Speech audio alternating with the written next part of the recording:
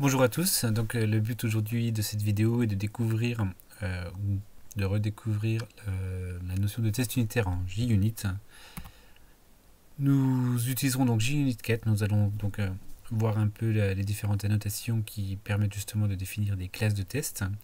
Ensuite nous ferons le point sur la façon dont sont exécutés les tests lors de cette phase de test, et enfin nous terminerons avec un peu de méthodologie pour élaborer des tests unitaire à orientation fonctionnelle.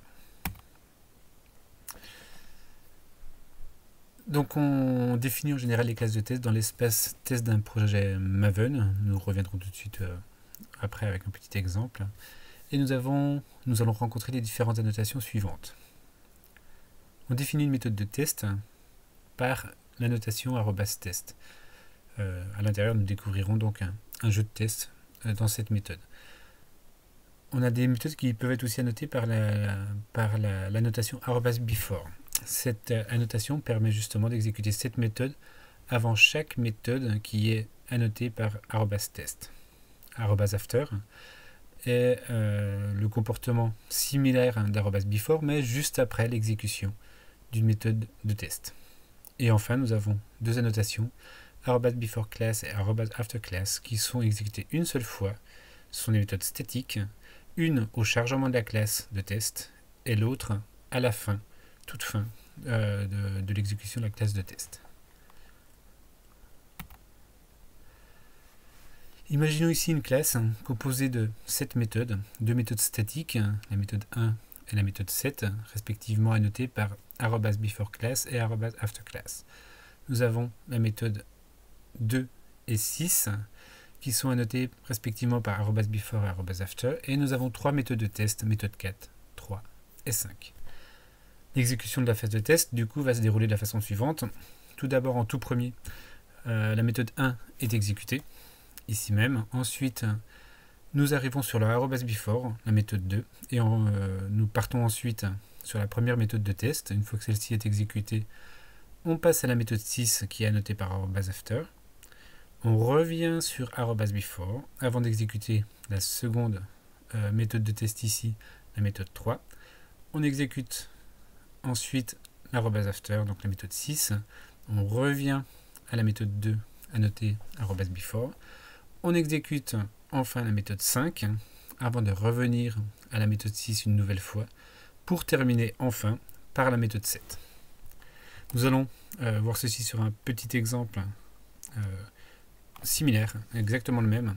Donc ici nous avons les méthodes @before, enfin beforeClass et afterClass, donc les méthodes 1 et 7. On retrouve la méthode 2 et 6 pour @before et @after.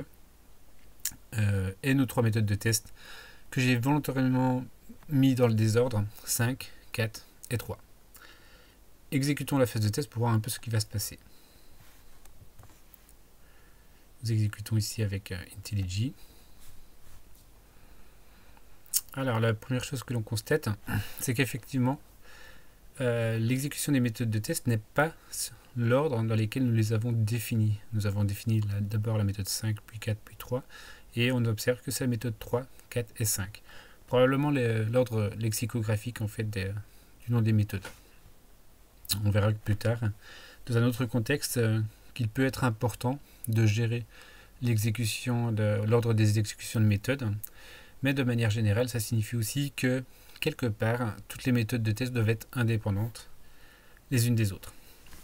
Pour le cheminement entre les méthodes, on se rend bien compte que la méthode statique, méthode 1, est appelée une seule fois tout au début, et qu'il n'existe pas d'autre appel à cette méthode par la suite, tout comme la méthode 7, elle est appelée une seule fois à la toute fin, et il n'existe pas d'autre méthode 7 qui est appelée avant.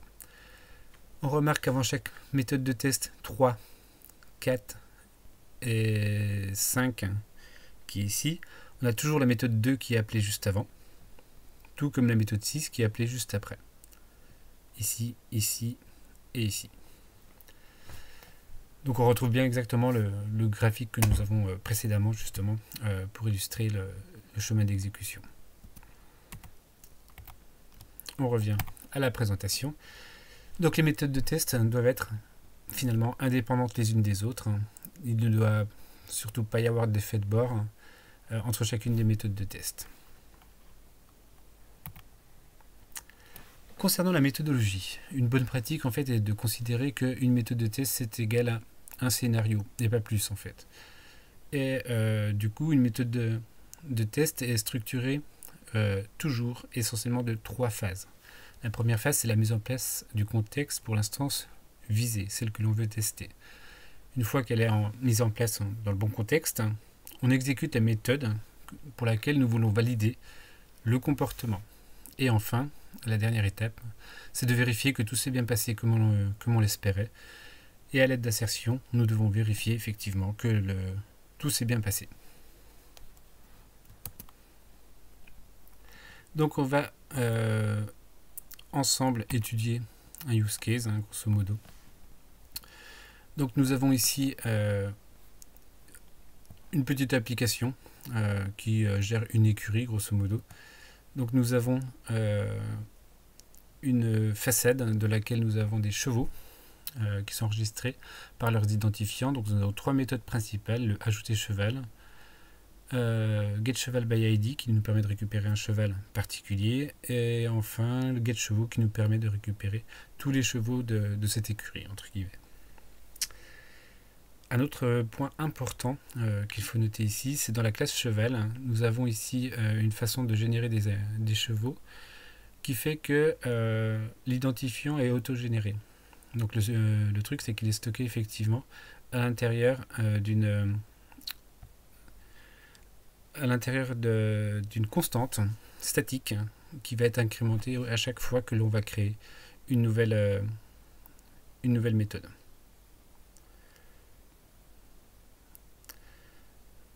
Ensuite, donc voilà pour ceci, on va essayer de définir donc la classe de test correspondant à cette façade permettant de valider le comportement de notre façade. Donc je repasse la façade en dessous. Donc nous allons avoir ici une méthode qu'on va appeler, enfin je vais l'appeler méthode 1, on aurait pu l'appeler setup, comme on veut. Le but du jeu ici, ça va être de créer une instance de façade à chaque fois que l'on va rentrer dans une méthode de test, dans le but de vider les données qui seraient à l'intérieur d'une façade. Donc nous avons la première méthode de test qui est dont le but est de valider le fonctionnement d'ajouter cheval. Donc ici nous définissons le fait que nous voulons ajouter un cheval qui s'appellera Jolly Jumper, qui sera âgé de 6 ans. Nous récupérons l'identifiant qui est retourné par cette méthode et nous vérifions que le résultat obtenu est bien celui que l'on espère, c'est-à-dire l'identifiant 0. Pour getChevalById, il y a 2 comportements différents. Il y a un comportement normal, c'est-à-dire qu'on récupère un cheval qui existe vraiment dans le système, et il y a un comportement exceptionnel qui est le fait que l'identifiant que l'on passe en paramètre ne correspond à aucun cheval dans notre façade. Donc commençons par le cas positif, dirons-nous le cas OK. Dans ce cas-là, nous allons mettre en place le contexte de notre façade, c'est-à-dire que l'on va enregistrer un cheval dans notre façade, Jolly Jumper toujours, avec l'âge de 6 ans. Nous récupérons son identifiant et nous questionnons la façade pour récupérer le cheval qui aurait l'identifiant que l'on a récupéré juste avant. Donc si tout va bien, le cheval que l'on obtient sera pas nul, il s'appellera bien Jolly Jumper, il aura bien 6 ans et l'identifiant de ce cheval sera bien celui qui a été retourné.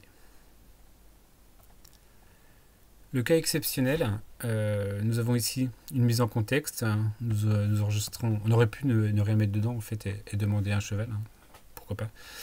Mais ici on ajoute un cheval, donc Jolly Jumper toujours, on récupère son identifiant et on demande le cheval qui aurait pour identifiant l'ID que l'on a récupéré plus 1. Sous-entendu, normalement, il n'existe pas de cheval dans l'application qui aurait cet identifiant-là. Le verdict ici s'exprime différemment, alors pas avec des assertions classiques, mais avec un paramètre pour la notation @test qu'on appelle expected, qui dit qu'en réalité le test sera positif uniquement si la méthode, si la classe, l'exception qui est levée est de la classe Shovel Not Found Exception. Si c'est une autre exception qui est levée, le test sera échoué. S'il n'y a pas d'exception levée, le test sera échoué également. Et enfin, nous allons tester getChevaux. Alors j'ai mis 2 use cases en fait, juste pour vérifier que lorsque aucun cheval n'est entré dans le système, alors on a bien une collection de chevaux qui ne contient aucun élément. Et nous avons un autre cas où on ajoute au moins un cheval et on vérifie qu'effectivement il y a bien ce cheval. Il n'y a que ce cheval d'ailleurs dans le système. Un autre point que j'ai soulevé tout à l'heure qui concernait les identifiants. Ce qui est super important ici, c'est de bien remettre à zéro la constante qui gère les identifiants de chevaux. Alors pourquoi ? Si on exécute tous les tests, ce qui va se passer en réalité, c'est que même si on remet à jour la façade, il s'avère que l'espace mémoire reste le même et du coup la constante, elle, n'est pas remise à zéro si on ne l'oblige pas ici. Si bien qu'en réalité, on risque de se retrouver à la fin avec vu qu'on doit utiliser on ajoute 1, 2, 3, 4 chevaux à l'intérieur de notre base de données, entre guillemets, si bien que normalement on devrait finir avec l'identifiant 3. Donc c'est un peu étrange. Alors pour éviter ceci, on a bien une méthode qui nous permettra de réinitialiser après chaque jeu de test le compteur.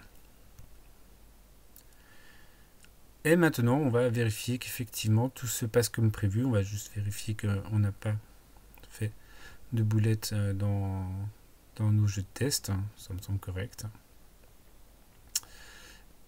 Et on exécute l'ensemble des jeux de test. Donc il y a 2 façons de le faire. Soit on utilise le runner d'IntelliJ, soit on utilise le goal, ici Maven, qui s'appelle test également. Donc on lance tous les jeux de test. Et là, tous nos tests ont réussi. Donc remarquez bien qu'effectivement, c'est toujours par ordre alphabétique. Enfin presque, visiblement. Non, parce que celui-ci n'est pas au même endroit n'est pas à l'endroit supposé. Donc la supposition qui était faite précédemment n'est pas le cas. Donc on ne maîtrise effectivement pas l'ordre dans lequel sont faits ici les tests. On verra qu'on est capable de le faire si on le souhaite, encore une fois. Ce qui est intéressant aussi, c'est qu'effectivement, là, tous les cas de tests sont corrects. Donc ce que je vous racontais tout à l'heure, c'est qu'effectivement, imaginons que je n'ai pas mis à zéro, réinitialiser le compteur qui est ici. Si je relance tous les tests, on va voir ce qui va se passer.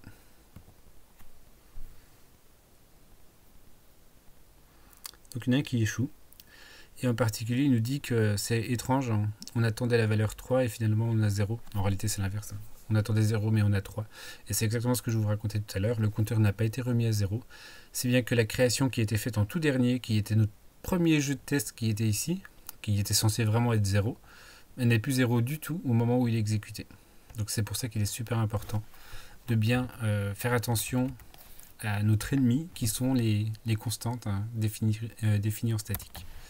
Bien faire attention de bien réinitialiser après chaque jeu de test. Donc voilà, ça sera tout pour aujourd'hui concernant le JUnit et la méthodologie pour la conception de tests. Nous reviendrons dans un prochain épisode pour discuter un peu de l'isolation des tests en utilisant des objets que nous appelons bouchons en français mais qui s'appellent plutôt mots en anglais. À bientôt.